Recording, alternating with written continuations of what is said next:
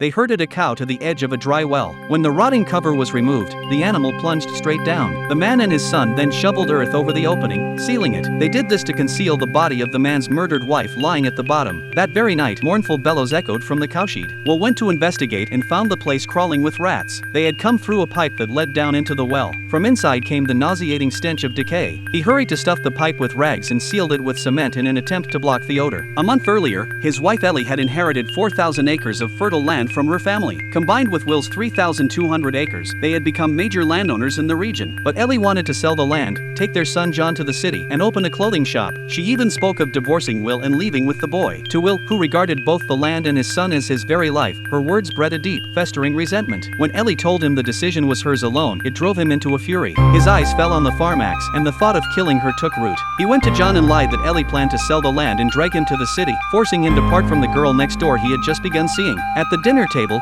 John pleaded with his mother to stay, but she struck him instead. From then on, John harbored anger toward her. That night, Will pretended to agree to Ellie's plan to sell the land and share drinks with her in celebration. When she was drunk, he and John killed her. They dumped her body into the dry well. To cover their crime, they dropped a cow in after her and sealed the well with earth, spreading the story that Ellie had run away. But the cowshed pipe soon teemed with rats from the well. The stench of rotting flesh made Will gag, and even cement could not hold it back. When the police came to investigate, Will and John claimed Ellie had left after an argument. The officers believed them, for the time being. Then came another blow. John revealed that his girlfriend Aisha was pregnant and wanted to marry. Will, already deep in debt from farming losses, refused. Aisha's father demanded $500, threatening to cut ties if Will could not provide it. Soon after, John and Aisha eloped. Will mortgaged his house for $750 to search for his son, but before he could set out, rats from the well bit him. The wounds swelled and festered rapidly. He began to hallucinate, seeing both the cow and Ellie's ghost. He tried to reach a doctor, but a blizzard trapped him inside. In his panic, he tumbled down the stairs into the cellar. When he awoke, he was already in a police car. The officers told him John and Aisha had survived on robberies while on the run. Aisha had been shot dead, and John had taken his own life. When Will claimed the body, he saw his son's face had been gnawed by rats, just as Ellie's had been. Will sold off the land, repaid his debts, and took up hard labor in the city. But Ellie's ghost, and the rats, never left him in peace.